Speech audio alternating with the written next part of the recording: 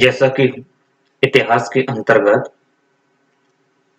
वैदिक काल सभ्यता के बारे में समझ रहे थे, जिसके अंतर्गत मैंने आपको बताया था कि उसकी राजनीतिक व्यवस्था एवं उससे जुड़ी जो भी तथ्यात्मक विचार थे, वहाँ की व्यवस्थाएं थी, जिन्होंने अब उसके प्रति अपनी को सजग किया, राइट।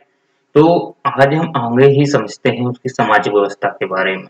लेकिन इससे पहले एक थोड़ा जानकारी और दे देते हैं कि हमारे यहाँ पे जो सनातन धर्म रहा है उसके आगाज कैसे हुआ, आर्यों की कैसी देन थी और उसके पीछे हिंदुस्तान नाम आया, भारत आया और इंडिया आया, ये किस प्रकार से आया, राइट। तो इसके विषय में थोड़ा अगर आप समझ लेते हैं तो बेहतर होगा, और हो सकता है एग्जाम में से क्वेश्चन पुट कर दिए जाए तो फिर प्रॉब्लम क्रिएट हो सकती है। तो इसके लिए समझते हैं कि जैसा हमारा ये प्यारा भारत है, राइट, ये हमारा एक प्यारा भारत है।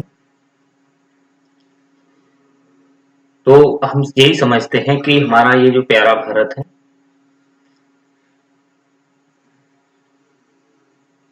ठीक।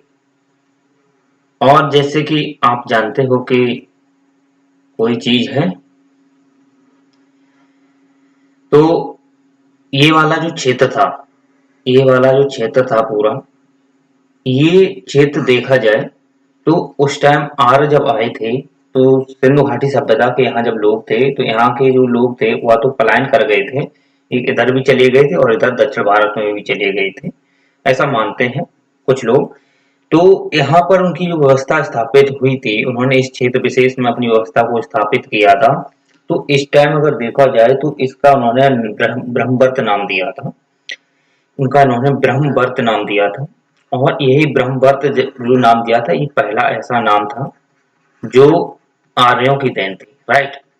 आर्यों की देन थी, और ब्रह्मवर्त का अर्थ ये होता है, यानी कि एक ब्रह्म से अर्थ ये हो गया कि एक ऐसी सभ्यता या विचार जो सबसे पहले उस क्षेत्र विशेष में विकसित होती है, या कहीं से ऐसी मतलब कहीं से ये आगाज की जाती है, यानी आगाज होती है, तो वहां के क्षेत्र को ये ब्रह्मवर्त कहते थे। तो ये एक व्यवस्था थी यहाँ पर। और ये जो व्यवस्था थी, यहाँ आप देखेंगे तो ये पूरा हमारी जो एक सिंधु नदी गई है, राइट, ये ऐसी सिंधु नदी है। तो सिंधु नदी के क्षेत्र से लगा लगा ये क्षेत्र हुआ करता था, जिसमें आर्य सभ्यता पल रही थी। और जो आर्य सभ्यता थी वो एक्चुअली में ये वेद ही सभ्यता थी। क्या थी? वेद सभ्यता, जो वेदों पर निर्भर थी।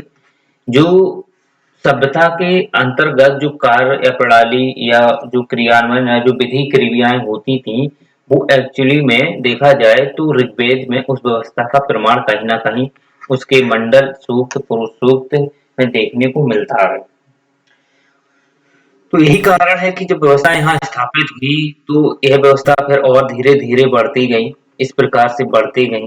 तो ये जो क्षेत्र फिर कहलाया, राइट, ये जो क्षेत्र फिर जब हमें इधर गंगा क्षेत्र में जब व्यवस्थाएं और बढ़ी, ठीक, विस्तार हुआ, तो यही क्षेत्र जो था ये फिर कहलाया था यहाँ पे ब्रह्मवर्षी देश। जो ब्रह्मर्षि देश था वो एक्चुअली में ये पूरा क्षेत्र था। जब धीरे धीरे यही व्यवस्थाएं थी जो आर्यों हर अपनी व्यवस्था को वहां पर आगाज कर रहे थे, स्थापित कर रहे थे, उसका विस्तार कर रहे थे, तो ये धीरे धीरे और बढ़ी, तो इसका नाम उन्होंने दिया ब्रह्मवर्षी, ब्रह्मवर्षी देश। तो इस प्रकार से समझ सकते हैं कि किस इन्होंने जो व्यवस्थाएं थी वो धीरे धीरे आगाज होती गई, उनका विस्तार निरंतर बढ़ते गया।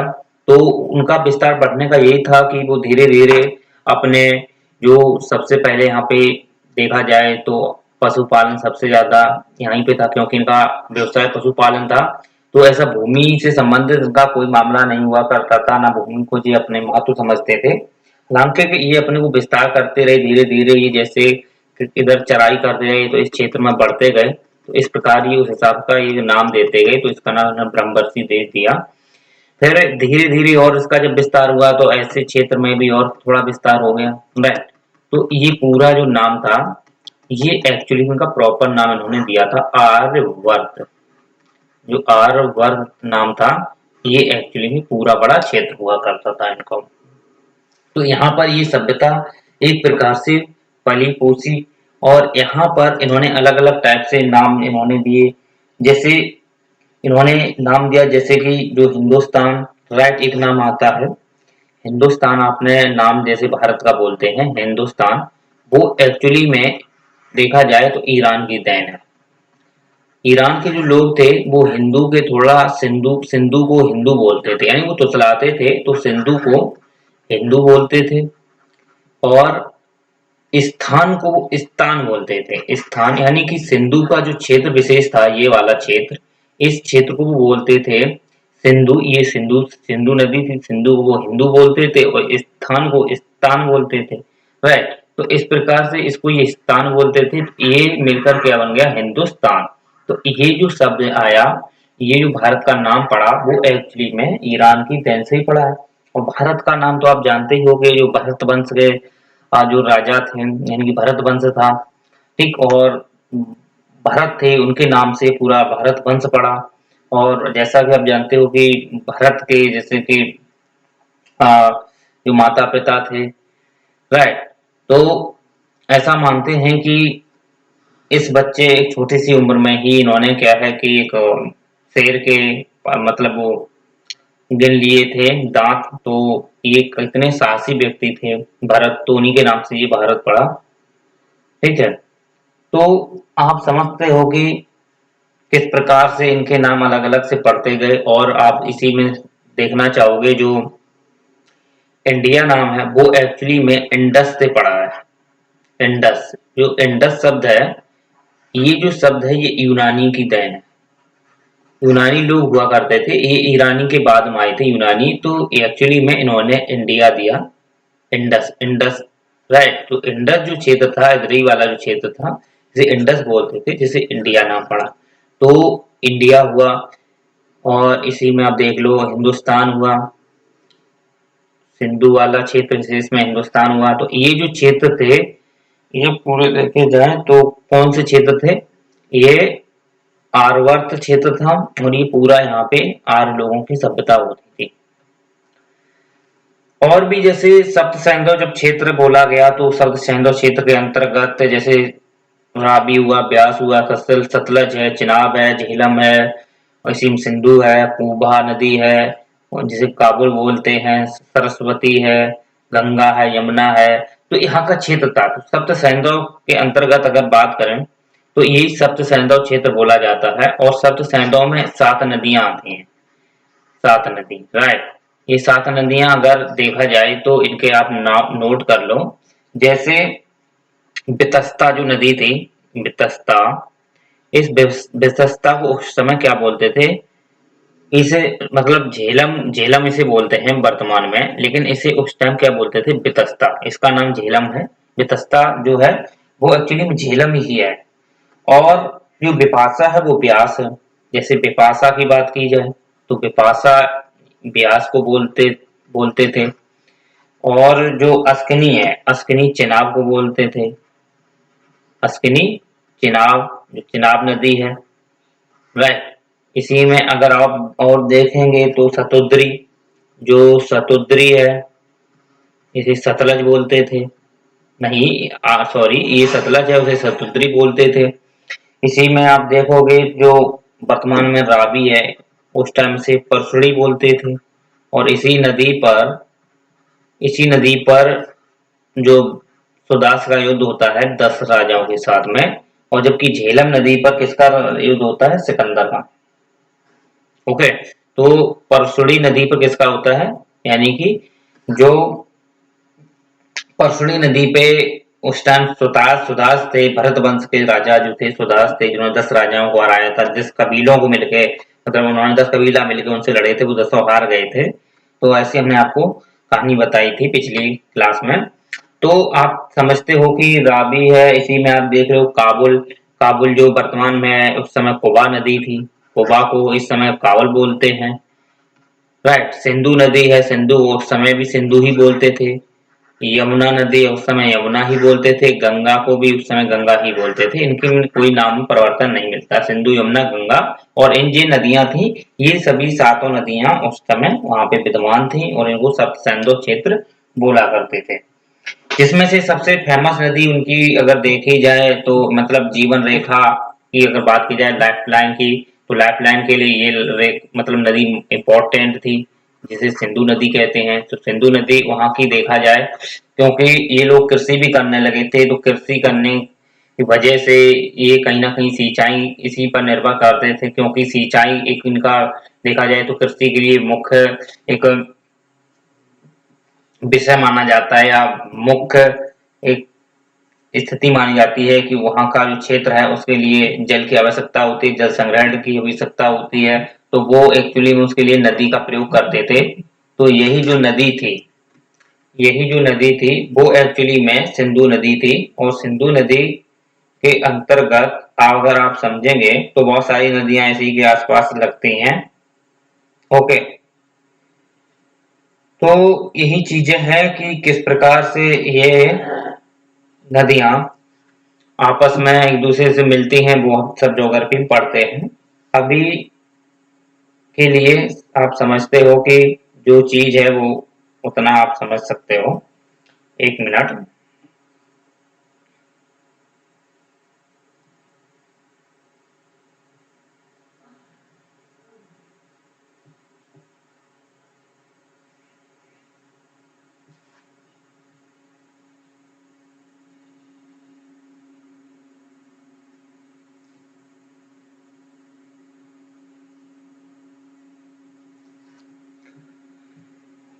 चलिए, तो मैं यही बता रहा था कि ये जो नदियां हैं, ये नदियां उस समय बहुत ही प्रचलित थी और उनके कृषि व्यवसाय के लिए इम्पोर्टेंट थी।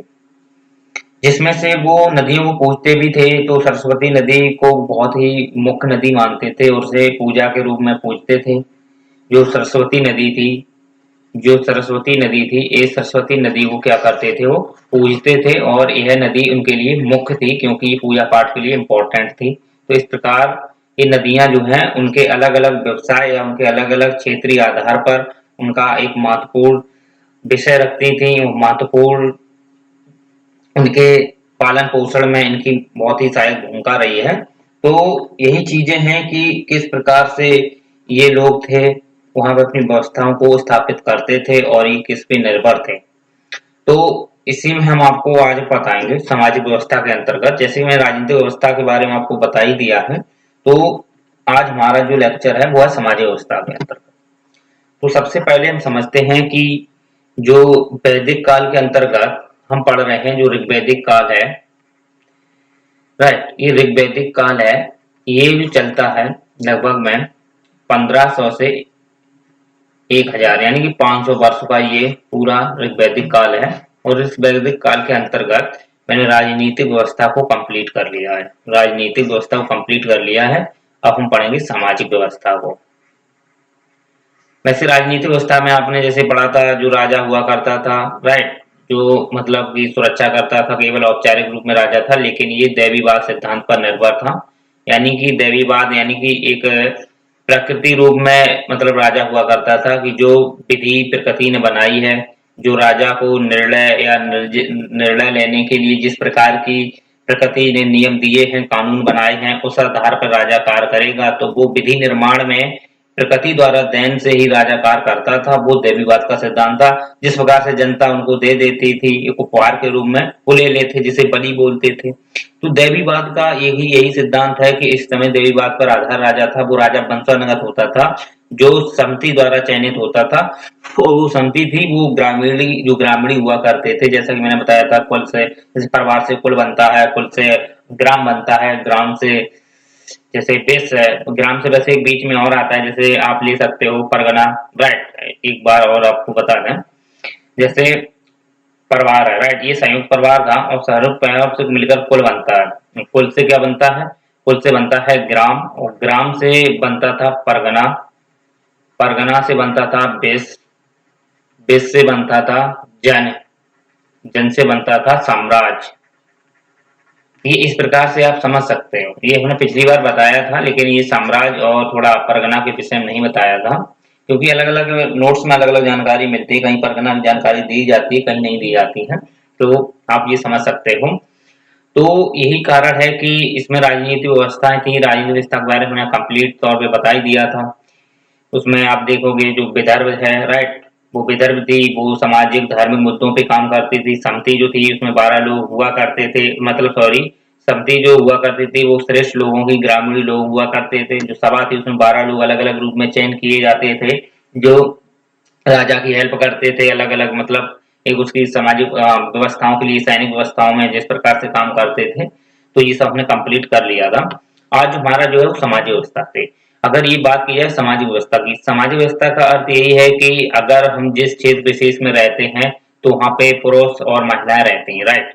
तो पुरुष महिलाएं रहती हैं तो इनके बीच आपसी प्रेम, आपसी संबंध, परस्पर संबंध एक मुख्य भूमिका निभाता है। क्योंकि अगर आपसी समाज में, अगर हम जिस क्षेत्र विशेष में रहते हैं तो वहाँ पर जो महिलाएं हैं या पुरुष हैं, उनके क्या अपने अधिकार हैं या अपने अपनी क्या अपनी एक व्यवस्थाएं हैं वहाँ की, ठीक है, वो उससे जुड़ी हुई महिलाओं के विचार से या पुरुषों के विचारों से या उससे सर्जित जो उनके विचार रहे हैं, इनसे संबंधित जो वहाँ पे तथ्य निकलते थे। जैसे कि महिलाएं जो थी वो एक्चुअली वहाँ पर उनकी क्या व्यवस्थाएं थी, यानी महिलाओं का सम्मान था कि नहीं था।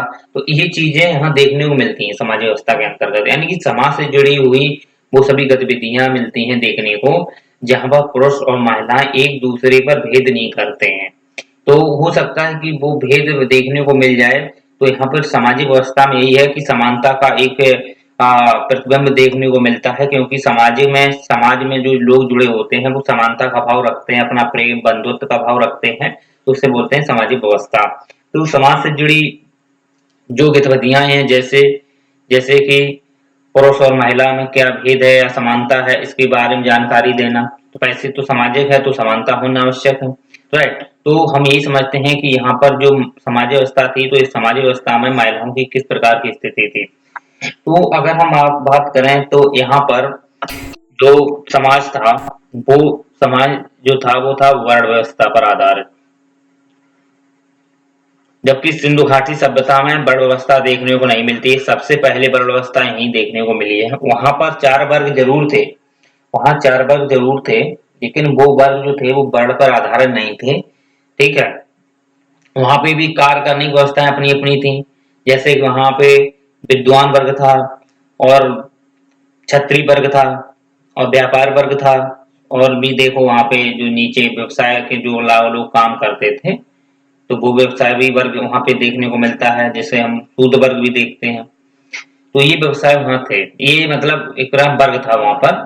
तो यहाँ पर देखा जाए तो समाज में वर्ण व्यवस्था थी। तो वर्ण व्यवस्था का मतलब ये है कि ये जो वर्णानुसार, यानी कि जो यहाँ पर जो काम करेंगे लोग उनको ये मतलब कैटेगराइज में बांट देते थे। जैसे कि ब्राह्मण, ब्राह्मण में तो ये ब्राह्मण लोग हुआ करते थे, इनका काम था वेद पढ़ना, मंत्र पढ़ना, जाप करना।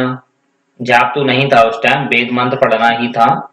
तो वेद पढ़ना, मंत्रों का पढ़ना, कठिन कठिन मंत्र थे उनको पढ़ना, ठीक, सुबह से शाम तक मंत्रों का जाप करना था। और इसमें देखा जाए तो पुरुष महिलाएं दोनों हो सकते थे, पुरुष और महिलाएं दोनों हो सकते थे। क्योंकि यहाँ पर महिलाओं की काफी देखा जाए तो समानता थी और महिलाओं के यहाँ सम्मान था। तो यहाँ पे पुरुषों के समान ही महिलाओं का भी सम्मान था। वर्ण व्यवस्था जरूर थी लेकिन यहाँ महिलाओं का सम्मान था।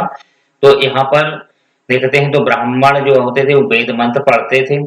इसी में आप देखोगे जो क्षत्रिय हुआ करते थे तो इनका काम था कि मतलब कि जिम करना या कुछ अपने बॉडी बनाना, मतलब सेहत पे ध्यान देना, ठीक, तलवारबाजी करना, राइट, ये सब कुछ करते थे, छतरी करते थे। क्योंकि इनका एक क्षेत्र काम दे दिया गया था कि आप क्या करोगे, मतलब आप सुरक्षा करोगे, ठीक है। वहां पे जितने भी वर्ग हैं, ब्राह्मण है जैसे, राइट, इसी में बैस आता है, सूद आता है, उनकी सुरक्षा करना था। तो ये क्षत्रिय लोग करते थे, ब्राह्मणों की करते थे। तो क्षत्रियों का यही काम था। इसके अंतर्गत काफी मतलब लोग आते हैं क्षत्रियों में, तो देख सकते हो कि वो वर्तमान क्षत्रिय हैं, वो एक्चुअली में बोले जाते हैं। वो उस समय भी क्षत्रिय हुआ करते थे, उनका एक अपना वर्ण व्यवस्थाएं थी, तो उसके तय निर्धारित किए गए थे। तो ये क्षत्रिय वर्ग था। इसी में आप देखोगे तो इसके फिर देखोगे वैश्य। जो वैश्य थे वो एक्चुअली में व्यापारी वर्ग थे। क्योंकि इनको व्यापार करना था, इनको मतलब व्यापार करना था, जैसे कृषि संबंधित चीजें, राइट। कृषि संबंधित, क्योंकि कृषि थी यहाँ पे, थोड़ा थोड़ा कृषि देखने को वैसे मिल जाती है, लेकिन ये कृषि इनका मुख्य व्यवसाय नहीं था, पशुपालन था। कृषि तो करते थे वो थोड़ा, लेकिन मुख्य व्यवसाय इनका क्या था? वो मुख्य व्यवसाय इनका पशुपालन था। तो कृषि करते थे, तो व्यापारी लोग हुआ करते थे, तो ये काम करते थे, व्यापार का काम करते थे। जबकि शूद्र लोग होते थे, सूद लोग होते थे, इनका काम क्या करते थे कि ये जो लोग थक जाते थे, तो इनके जैसे पैर दबाना है, इनके कपड़े भी धोने का काम कर देते थे। मतलब इनसे जुड़े जो भी चीजें हैं, मतलब अ, छत्री हैं, जैसे मेहनत करके आते थे, लड़ाई करके आते थे, जीत के आते थे, जो भी करके आते थे, तो इनके भी थक जाते थे, उनका सर दबाना, पैर दबाना, इनका भी मतलब ब्राह्मण हुआ करते थे, तो इनका भी मतलब ये थक जाते थे सुबह से पढ़ते-पढ़ते, तो इनकी जो रिक्वायरमेंट होती थी, तो उनकी पूरी हेल्प करते थे। तो शूद्रों का यही काम था कि इन चीज़ों की पूरी जो आवश्यकताएँ हैं, मतलब उनसे शारीरिक जुड़ी हुई आवश्यकताएँ हैं या मानसिक जुड़ी आवश्यकताएँ, इनकी ये पूरी करते थे। लेकिन ऐसा नहीं है कि इनका सम्मान नहीं था, सम्मान चारों वर्ग का बराबर था, क्योंकि इनका काम के आधार पर ये विभाजित थे, तो इस वजह से इसे हम बोलते हैं कर्म के आधार पर ये व्यवस्था थी, यानी कि कर्म के आधार पर कि जो व्यक्ति जैसा कर्म कर रहा है उसे उसी हिसाब से उसे व्यवस्था दी जाएगी, उसे उस व्यवस्था के अंतर्गत रखा जाएगा, ताकि वो निरंतर उसको काम कर सके और उससे आगे ना जाए या कहीं भी किसी प्रकार के मन को ना भटकाए, लेकिन जो काम दिया गया है वो काम पर ही डिपेंड होकर वो काम को सुनिश्चित करे। तो ये व्यवस्था जो थी वो एक्चुअली में कर्म पर आधारित थी, यानी कर्म के आधार पर व्यवस्था थी कि ना कि जन्म के आधार पर, कि जैसा मतलब कर्म करोगे वैसा, मतलब कर्म के आधार पर, जैसे ब्राह्मण का कर्म था वेद मंत्र पढ़ना, क्षत्रिय काम था सुरक्षा करना, वैश्य का काम था व्यापार वर्ग करना, शूद्र का काम था कि इनकी मतलब इनकी आवश्यकता पूरी करना, या जो वो अपने मेहनत करके आते थे, राइट, तो उनके साथ मतलब सहसंबंध करके मतलब काम करना था उनके साथ, या उनके जो समस्याएं थी उनका निदान करना था, जैसे थकावट है वो खत्म करने का काम, जैसा भी काम हुआ करता था उनकी शारीरिक जुड़ी हुई समस्याओं को दूर करते थे। तो ये काम था शूद्र का, तो ये कर्म के आधार पर था, राइट। लेकिन धीरे धीरे ये शूद्र जो थे उनकी व्यवस्था उत्तर वैदिक काल में दयनीय होती गई, लेकिन यहाँ पर इनका सम्मान बराबर था, इनके बराबर ही सम्मान था, भले ही ये पैर दबाते थे कुछ भी करते थे, लेकिन यहाँ पर इनका सम्मान था, रेस्पेक्ट करते थे। तो ये चीजें हैं, समझ सकते हो वर्ण व्यवस्था के आधार पर कैसा समाज था। लेकिन ये जो समाज देखा गया ये पुरुष प्रधान था, ये समाज जो था एक्चुअली में, समाज ये वाला जो था ये था पुरुष प्रधान, यानी कि यहाँ पे जो पुरुष थे उनका चलते थे, यानी कि महिलाओं की यहाँ पर महिलाओं की जो व्यवस्था थी, यानी कि महिलाओं को सम्मान तो था, महिलाओं का यहाँ सम्मान तो इक्वल था, लेकिन समाज जो था वो पुरुष पुरुष समाज था, यानी कि पितृसत्तात्मक था। क्योंकि देखा गया कि जो परिवार हुआ करते थे, ये परिवार है तो ये परिवार का जो संयुक्त मतलब एक इकाई हुआ करती थी, इसका जो मुखिया हुआ करता था वो सबसे बड़ा होता था, और सबसे बड़ा मुखिया कौन हो सकता है? महिला तो हो नहीं सकती है, पुरुष ही होता था पहले। तो यहाँ पे समझ सकते हो कि पुरुष प्रधान ये समाज रहा है, तो ये समाज, जबकि जबकि सिंधु घाटी सभ्यता मातृ सत्तात्मक थी, ये पितृ सत्तात्मक है। तो यहाँ पे जो महिलाएं थी इनकी दशा खराब नहीं थी, यहाँ महिलाओं को शिक्षा दी जाती थी। यहाँ पे देखा जाए तो 16 प्रकार के संस्कार हुआ करते थे, 16 प्रकार के संस्कार होते थे, महिलाओं की बराबर सम्मान थी। तो आप समझते हो कि किस प्रकार से यहाँ पे महिलाओं का बराबर सम्मान था। तो इस स्थिति में अगर हम देखते हैं कि जैसे सती प्रथा है, बाल विवाह है, और जैसे बहु विवाह है, ठीक, इसमें से ये सती प्रथा, बाल विवाह ये कुछ नहीं था उस समय, लेकिन बहु विवाह था। बहु विवाह था, यानी कि बहु विवाह का मतलब ये है कि जो महिलाएं थी वो अधिक ब्याह शादी कर सकती थी, या पुरुष थे वो अलग अधिक शादी कर सकते थे, तो ये बहु विवाह का वहां प्रचलन देखने को मिलता है। जबकि सती प्रथा, बाल विवाह ये यहाँ वहां पर मौजूद नहीं था। लेकिन एक प्रथा और थी जिसे बोलते हैं नियोग प्रथा। इसकी वजह से आलोचना इसे इसकी वजह से वैदिक काल की जो समाज रहा है उसकी आलोचना होती है, क्योंकि जो नियोग प्रथा थी वो एक्चुअली में देखा जाए तो ये एक प्रकार से कुर्ती जैसी देखी जाती है, लेकिन लाल की कुर्ती तो नहीं थे, ये वहां पर व्यवस्था इसलिए थी कि जीवन एक है तो उसे सही तरीके से जिया जाए या सही से लाइफ एंजॉय की जाए, तो उस हिसाब से इस चीज को न्यू प्रथा को वहां सम्मिलित किया गया था। इसका अर्थ ये था कि जैसे कि एक मतलब नारी है, ठीक है, एक नारी है, उसका एक किसी पुरुष से शादी हुई है, अगर ये पुरुष मान लो, ठीक है, इसके मतलब दो भाई हैं, राइट, ये दो भाई हैं, ठीक, ये एक छोटा है, ये बड़ा है, और ये इसकी बीवी है, मान लो इसकी शादी इससे हुई, तो ये इसकी बीवी है, तो ये मतलब जब ये क्या होता था कि कहीं मतलब खो जाए या कहीं मर जाए या किसी में युद्ध में खत्म हो जाए, कहीं भी दंगा में लड़ाई होती थी पहले, ठीक है, तो उसमें जब कहीं आक्रमण खत्म हो जाए या कहीं गुम हो जाए, तो ऐसी अवस्था में ये वाला जो लड़का था इससे शादी कर लेता था, क्योंकि ये कुंवारी नहीं रहती थी, ठीक, ये कुंवारी नहीं रहती थी।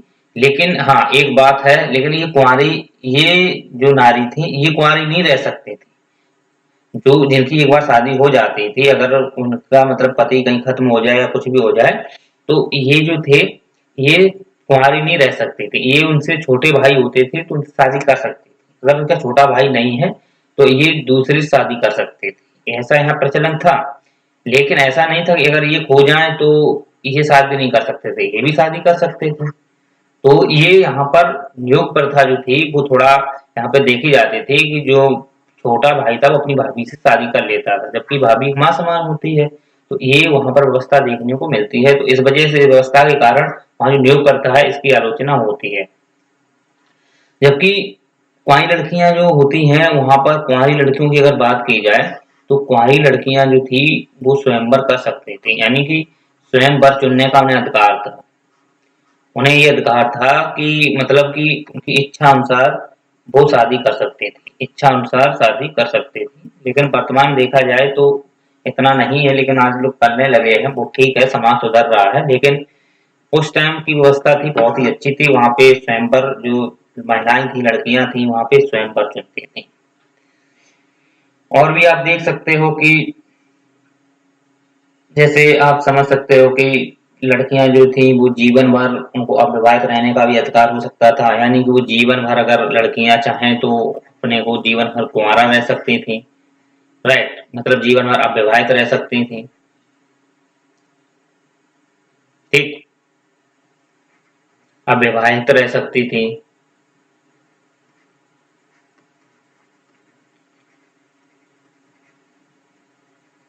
ओके, तो ये जो चीजें थी, क्योंकि ये अविवाहित आपने नाम सुना हो जीवन भर रहती थी, जैसे आपने नाम सुना हो जो लोपा है, घोषा है, ये कुछ महिलाएं के नाम हैं, ये एक्चुअली में जीवन भर कुंवारी रही हैं ऐसी महिलाएं, तो इनके कुछ नाम हैं, आप लिख लेना, लोपा है, घोषा है।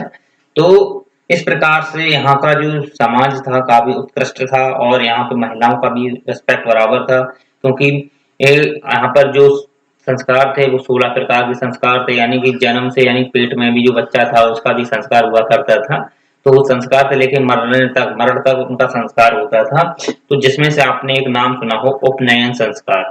उपनयन संस्कार एक प्रकार का ऐसा संस्कार था जिस इसके बाद जो शिक्षा दीक्षा वगैरह दी जाती थी, शिक्षा दीक्षा देते थे संस्कार से, तो ये एक्चुअली में महिलाओं को भी प्राप्त था, ये महिलाओं को भी ये उपनयन संस्कार था, महिलाओं को भी प्राप्त था, तो अर्थात महिलाओं को भी शिक्षा दीक्षा दी जाती थी। तो आप समझते हो कि वहाँ महिलाओं का बहुत सम्मान था, महिलाओं का इक्वल रेस्पेक्ट था, पुरुषों के समान था।